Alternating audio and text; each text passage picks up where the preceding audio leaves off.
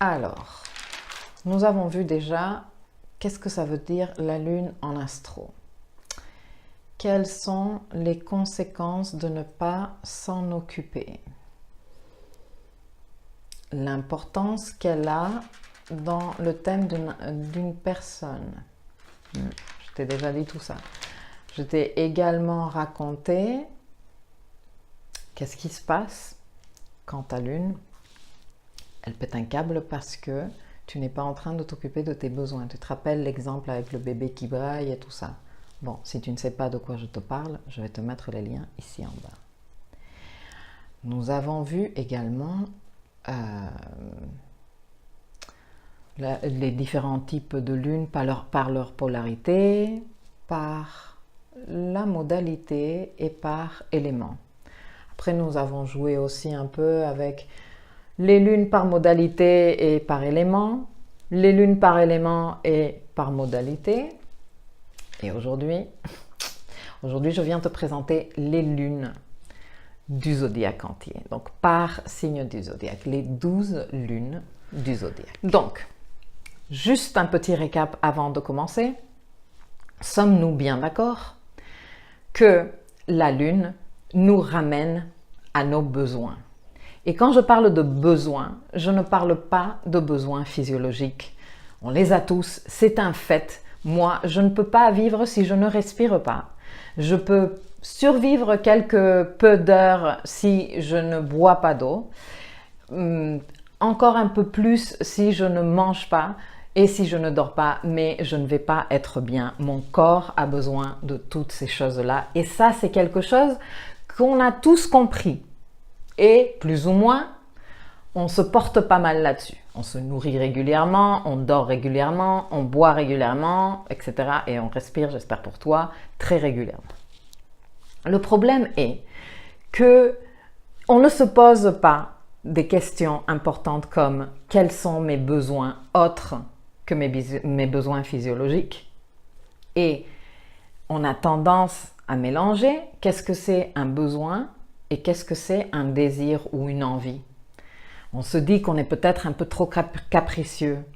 On se dit que non, que c'est pas si important que ça, ou que ce n'est pas vraiment un besoin. Un truc émotionnel, ça ne pourrait pas être un besoin. Qu'on peut survivre sans amour, qu'on ne va pas mourir. Et moi, je t'invite à douter un peu de cette croyance et de lire un peu ce qu'il y a été déjà publié au sujet et comment l'être humain a vraiment besoin de contact et d'amour. C'est un besoin. En astro, la lune nous parle de ce besoin-là, de ce besoin de sécurité émotionnelle. Et donc, chacune des lunes va se procurer à son style ce dont elle a besoin. En fonction de ta lune, nous pouvons connaître un tout petit peu plus sur ton style à l'heure de donner de l'amour, de recevoir de l'amour et de te garantir une sécurité émotionnelle. Alors je sais que le mot émotionnel n'est pas un mot préféré de plein de personnes, il est plutôt très démonisé ce mot, j'en ai déjà parlé, j'ai déjà d'ailleurs écrit plusieurs articles au sujet, j'ai parlé de intelligence émotionnelle et j'insiste vraiment, et je profite de cette vidéo que je suis en train de faire pour en parler encore et encore, l'émotion est essentielle à l'être humain. Elle nous sert à nous protéger parce qu'elle nous alerte de danger, par exemple, de danger ou d'invasion de territoire. Elle nous indique qu'est-ce qui nous dérange, qu'est-ce qui ne nous plaît pas, ce qu'on n'est pas prêt à accepter. Et en fait, elle crée tout comme un tissu de base sur lequel ou à partir duquel nous pouvons apprendre énormément de choses sur nous déjà et sur notre entourage et sur comment on établit, chacun de nous établit des liens, des relations avec l'entourage, avec que ce soit l'entourage, le contexte qui nous entoure ou les personnes qui nous entourent. Donc l'émotion est nécessaire et moi je l'ai déjà dit plusieurs fois, mais je le répète, il n'y a pas d'émotion négative. Ce besoin de fuir d'une émotion parce que la tristesse est négative, alors que la tristesse te donne énormément d'informations sur ce que tu es en train de vivre en ce moment. Ou la colère est négative. Non, la colère n'est pas négative. La colère est en train de t'indiquer que ton territoire physique ou émotionnel est en train d'être envahi et que tu n'apprécies pas du tout. Donc en fait, la colère est en train de te prévenir que tes limites sont en train d'être non respectées. Personnellement, je ne trouve pas que ce soit négatif, au contraire. Après, comment tu exprimes tout ça, c'est une autre affaire. Et comment tu décides de vivre tout ça? Et si tu t'accroches à cette émotion et tu restes là, alors que normalement l'émotion est plutôt quelque chose de rapide et dynamique, ça va et ça vient, et c'est pour ça que c'est associé à la Lune, parce que je t'en ai déjà parlé, la Lune elle prend 28 jours à faire le tour du zodiaque, elle est hyper rapide, contrairement à tous les autres éléments comme le Soleil et toutes les autres planètes, et donc une émotion, elle fait sa fonction, mais elle passe. Okay? Donc, ta réaction à l'émotion, ta gestion de l'émotion, ça c'est une toute autre chose et on en parlera le moment venu. Moi, en ce moment, je suis juste en train de te donner des éléments pour que tu te connaisses. Parce que je ne pense pas que tu puisses faire un changement quel qu'il soit tant que tu ne te connais pas toi-même. Et donc, comme c'est une question que rarement on se pose, comme ça, dans la vie, tu n'es pas en train de te prendre un café un lundi matin et tu te dis quels seraient mes besoins? Quelles seraient mes envies? Et quelles seraient les différences entre mes besoins et mes envies?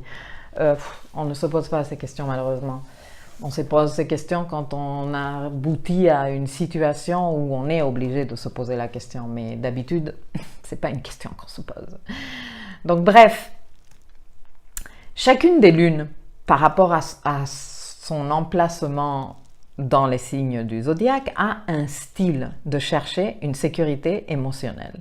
Et donc, non seulement de chercher cette sécurité, mais de la garantir ou de faire le nécessaire pour la garantir. Pour elle-même et pour les autres, parce que la Lune, elle est naturellement protectrice. Depuis notre Lune, nous garantissons la sécurité de ce que nous aimons. Okay? Si nous avons un style pour nous procurer de la sécurité émotionnelle, nous allons procurer de la sécurité émotionnelle à ceux qu'on aime dans ce même style-là. Bien évidemment, il y a aussi le côté négatif, c'est-à-dire quand ta lune, elle déborde dans un style. Et une lune en bélier ne va pas déborder pareil qu'une lune en gémeaux, par exemple. Donc on va voir ça, les débordements de la lune, pour que tu te dises « Ah ouais ? Eh bien ça m'arrive, figure-toi. » Comme ça, tu arrêtes de penser que tu es un être bizarre et que personne ne te comprend, même pas toi, mais que c'est normal, ça fait partie de ta nature émotionnelle, de ta lune. Okay? Parce que ta lune représente ta nature émotionnelle. Et elle représente aussi ta nature réactionnelle. Okay? Donc on va voir ça. On va voir quel est ce besoin de sécurité émotionnelle par rapport à ta lune. Comment tu fais pour le nourrir. D'ailleurs, comment il te faudrait continuer à le faire parce que ça lui fait du bien à ta lune que tu fasses ce type de choses et ce genre d'activité.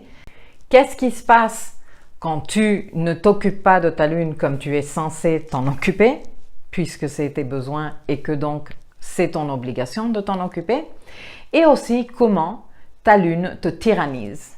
Parce que quand tu n'as pas intégré la lune, que tu n'as pas fait suffisamment de travail avec elle, ta lune peut avoir tendance à te tyranniser.